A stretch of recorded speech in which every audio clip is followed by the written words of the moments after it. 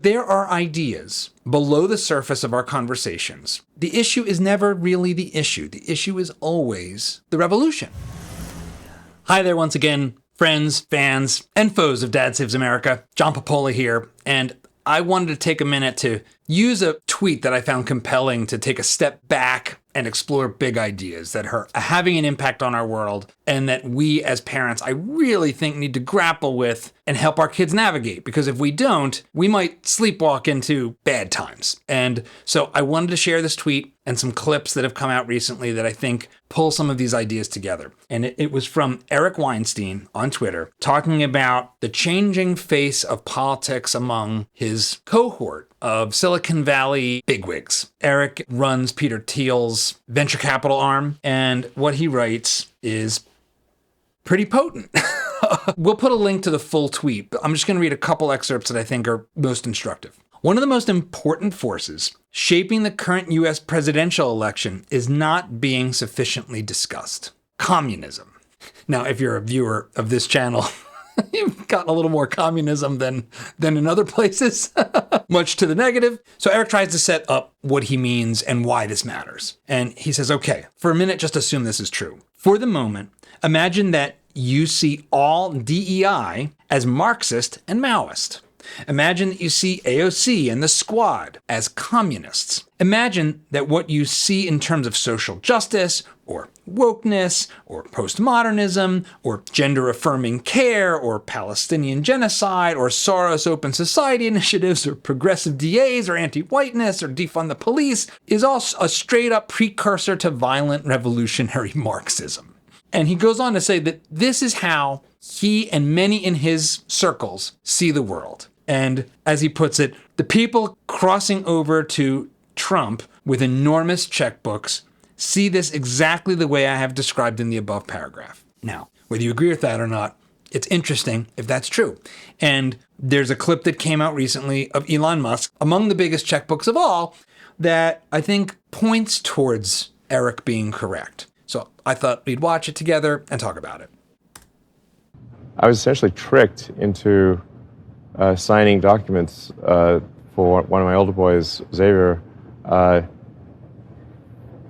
This is before I had really any understanding of what was going on, and we had COVID going on, and so there was a lot of confusion. I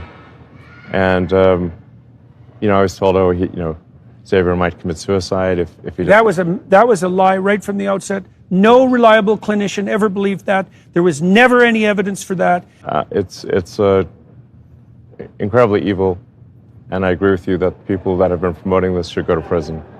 It won't stop till that happens. Yeah. It'll just go underground. Puberty blockers are being accessed online by kids all the time through non-medical channels.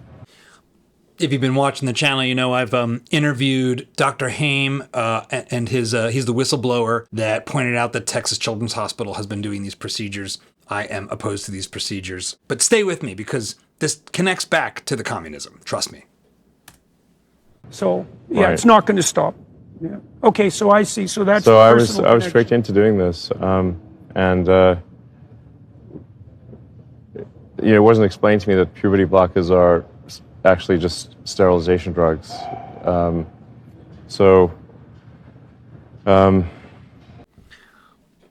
mean, this is painful to watch, and this is obviously incredibly painful for him.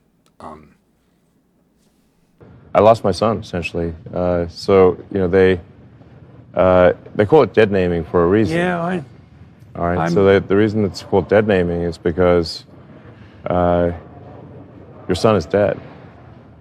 So my son Xavier is dead, killed by the woke mind virus. I'm sorry to hear that. Yeah. I can't imagine what that would be like. Yeah. So. Yeah, and there's lots of people in that situation now. Right. It's not pretty, and lots of demolished kids. Yes. Yeah, well, that's a good reason to be the final straw. All right, so let's. So I vowed to destroy the woke mind virus after that. So you may have heard that Elon announced he's going to move his company's headquarters out of California because the current governor signed a law in which schools are no longer going to be required to share gender-related behavior changes of students with the students' parents. So there's something going on here that I don't think most normal people, left or right, understand. And this is like the penultimate example of it. But it is sort of like a mountain peeking through the water, presenting itself as an island. But below the surface is a giant mountain that goes all the way down to the depths of the sea. But don't take my word for it or Eric's, because if you want to understand how this, which seems like it has nothing to do with state ownership of the means of production or Karl Marx, just you wait. It has a lot to do with it. And another clip sort of lays it all out pretty clearly. This is from an extended interview with a woman named Judith Butler. She is considered one of the foremost and most influential scholars in the world of gender theory. Her books include Undoing Gender, Gender Trouble, Imitation, and Gender Insubordination. The list goes on and on and on. It's entirely about deconstructing what it means to be a man and a woman, but it goes deeper than that. And we'll let her lay it out for you. Interdependency that we need to understand to fight COVID is also the interdependency we need to understand to fight climate destruction. I agree. And so we need I would call it a communist ontology, quite frankly. It's a solidarity that's thicker than any conception of personal I think liberty. we need a radical social ontology. We need to rethink selfhood, its boundaries, its openings, to have a completely different ethics and a politics of care. Did you get that? Did you get that? That fighting COVID and climate change requires a communist ontology? Did that all connect? Because at one level, I'd say it doesn't connect for me, except that it actually does. And the reason why I want to talk about this today is because the winds of politics are crazy. They're crazier than ever. The past 25 days alone, my God, has been overturning the apple cart every 10 minutes, it feels like. But there are ideas below the surface of our conversations that have been taking root and evolving and growing and slowly taking over the institutions of education that we as parents submit our children to and subject them to, that if we aren't careful, will radically alter this country. And so as Eric is talking about, that is what he sees as going on among sort of elite tech bros, if you will. But it is having implications in ways that are quite subtle and quite severe. But again, what does that have to do with it? Why would Judith Butler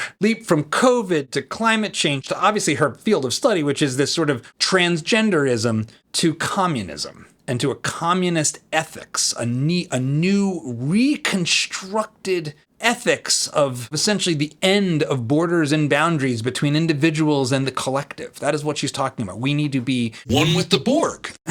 Is what she's really saying. This cuts to the heart of this notion that the issue is never really the issue. The issue is always the revolution. And the revolution requires that we abolish and abandon all that came before. That, in the old terms, it would be the creation of socialist man, as I've talked about in other videos.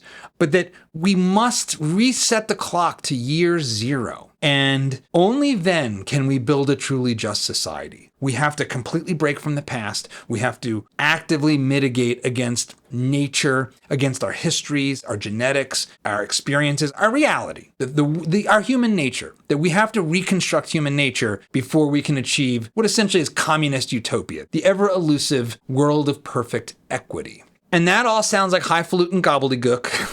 And it is a bunch of commie gobbledygook, as Norm Macdonald once said. No offense, but it sounds like some commie gobbledygook. But this stuff matters. And so I want to read a little bit more from Eric's tweet because he starts to connect the dots to our moment. And I quote, "The idea that is everywhere is this. The Democratic Party of the United States thought they could play with rebranded revolutionary Marxists as if the new communism were merely a form of socially conscious, pro-market, pro-democracy liberalism, or neoliberalism, as you might say, when it is instead a communist Trojan Horse philosophy. It has as its aim destabilizing and destroying our culture." And I will say, I think we're all feeling pretty destabilized right now. That's not just about the radical communists, but it's not because of the radical communists.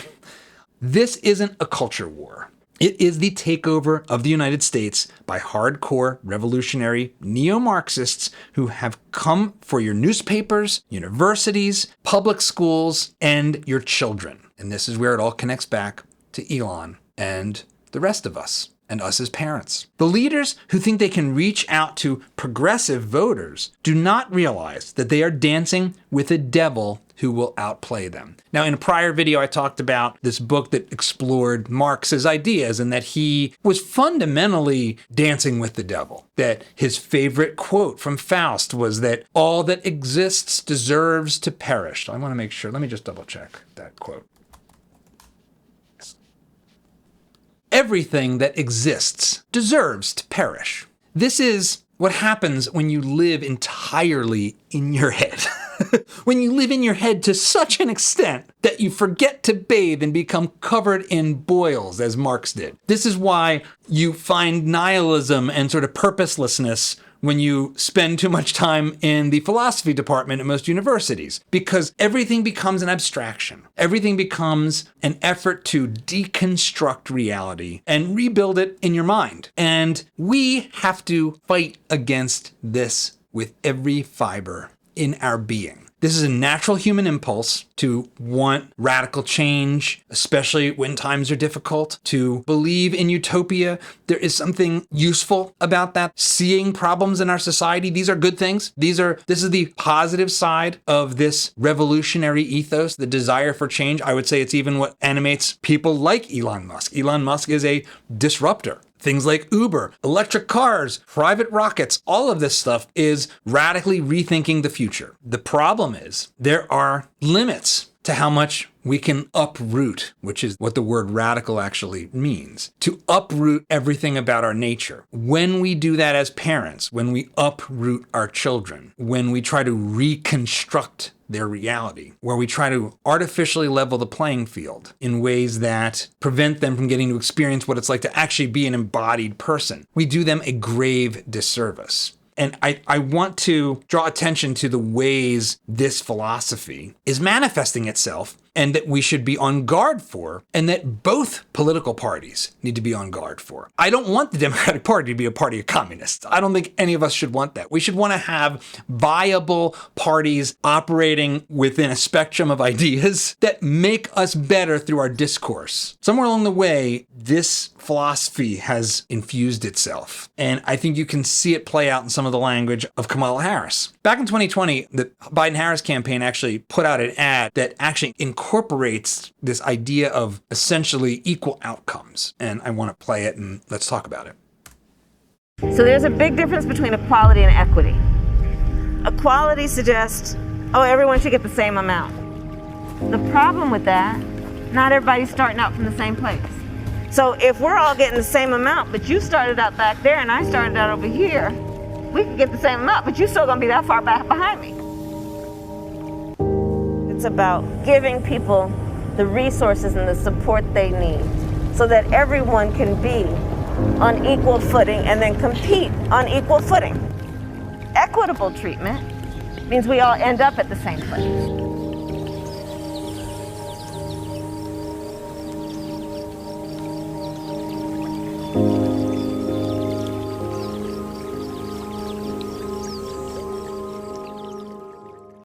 Sounds lovely, right? It's not lovely. Because we face two choices when we think about the rules of the game. And this is true in actual games like our kids' soccer game, and it's true of our institutions like our courts. You can either have what would be called procedural justice, which is to say we are all treated the same by the rules. Equality under the law. That concept gives rise to unequal outcomes. When you put your kids out on that soccer field and they're all playing by the rules of soccer, the better players are going to score more points. That's a fact. The better team is going to win the game. That's the way it works. And that is one way to think about fairness. I think that's the correct way to think about fairness. I think that's the way to think about fairness that's actually in harmony with reality, in harmony with human nature, in harmony with the way not just human nature works, but physical reality works. How do we coordinate in the world? This is why I believe in free market capitalism, because it's a stable set of rules that we all basically should agree to. Don't steal, don't cheat and lie. That's the basic rules of capitalism. You can own things, you can trade them, you can engage in contracts. Don't steal, don't cheat, don't lie. That's the rules of the game of capitalism. And what happens is you end up with unequal outcomes. You can either have that, fairness in the rules and unequal outcomes, or you can try to get equal outcomes by rigging the rules to apply to each player differently. Put another way, you can have the rules discriminate against people. Now, there is a piece of this that's more complicated than that, right? The notion that we don't all start at the same place. We all show up at the soccer game, right? But some parents can afford private lessons for the kids while others can't. That is true. There is an injustice in reality that we all experience in different ways. And I think the positive energy behind this notion of equity is the desire to try to mitigate the things that we don't have control over. But that breaks really, really quickly, because the reality is that we're all unequal in millions of different subtle ways. Some of us really are smarter, stronger, taller, and faster than others. And this is where that mentality of Judith Butler's sort of communist ontology comes back into play. You have to deconstruct all of it. The biological differences between men and women. This is what underpins the attack on gender and gender differences that Elon is talking about and that Eric is wrapping up in this question of communism. When you set your sights on the only true justice being equal outcomes for everyone, you have to deconstruct all of reality to get there. That is the path to hell. That is the mentality, however utopian, however maybe even positive you might think it is, behind all of the worst dictatorships humanity has ever seen. A vision of a perfect world or a master race. All of this stuff is evil. It's not just against human nature. It very quickly is a smokescreen for you who see the vision of the future, the anointed one, the elect, to be in control, to be the head of the show, to be at the front of the class. This doesn't need to be politically partisan here. We shouldn't want any parties to be embracing the ethos of communism. And the reason why it's so important for us as parents to grapple with this and understand it is because we live in a time where this idea has been repackaged in 1,000 ways, and it will be presented to our kids as early as middle school without us fully appreciating it. We need to be on guard for the Reds. I'm 46 years old, I'm a Gen Xer, and so I first started to get interested in politics and things like that in the late 90s. And the late 90s was kind of amazing because you had Bill Clinton saying, the era of big government is over. That was a product of the time when both sides fought a game between the two 49-yard lines with a certain set of assumptions that I happen to think were quite healthy and historically correct. Namely, communism sucked and failed, as evidenced by the recent collapse of the Berlin Wall. And as Francis Fukuyama famously said, we have arrived at the end of history. We have discovered that democratic republicanism, the rule of law, mitigated and regulated by the vote and the will of the people, has won against authoritarian communists. Free enterprise has won. We have the data. East Germany versus West Germany, North Korea versus South Korea, Maoist China versus modern China. This is done. The experiments have been run. Communism lost. And as Milton Friedman said, the only place you can still find a Marxist is in the college campuses of America. Unfortunately, that mind virus survived. We should kill it. That is not an experiment we need to rerun. And what can we do about it as parents? We have to take it upon ourselves to know these things, to share them with our kids, and to hold our politicians accountable for avoiding this ditch that they want to drive us into, often accidentally, as Eric said later in the tweet. Why is this confusing, Eric writes? Well, no one I know sees Joe Biden as a communist. They don't even see the Democratic Party leadership as communists. They view the party as opportunistic and naive in thinking that the Democrats can allow violent pathological revolutionaries into the big blue tent with a simple blue coat of paint and a bargain basement rebrand of to deconstruct the patriarchy or decolonize or defund or otherwise reform our society, while quietly waiting for their real moment. I think it is not outrageous or extreme to be worried in this exact way, as people, as citizens, and as parents. It should inform the schools that you send your kids to. It should inform the way you talk about politics and ideas and what can lift people up. And I will leave it to you to decide how it should inform your vote. But I'll tell you this, the ideas matter more than any one election. They really, truly do. I will quote one of my least favorite philosophers, John Maynard Keynes, who wrote, "Practical men who believe themselves to be quite exempt from any intellectual influence are usually the slaves of some defunct economist. Madmen in authority who hear voices in the air are distilling their frenzy from some academic scribbler of a few years back." We are living in the echoes of the academic scribblers who just thought real communism has never been tried. But what do you think? How are these ideas shaping the way you see the world? How can we work together to better educate our kids? I want to hear what you have to say in the comments below. I hope you enjoyed this. There's more where that came from, and hope you have a great weekend. Josh is a comedy collective, a United Artists, if you will. Uniting myself, Reggie Watts, Michael Cera, and Tim and Eric. And what do? We do whatever we dream up. We shoot it, and it goes on there. We can fail, we can do well. It's total freedom. No offense, but it sounds like some commie gobbledygook. You got me.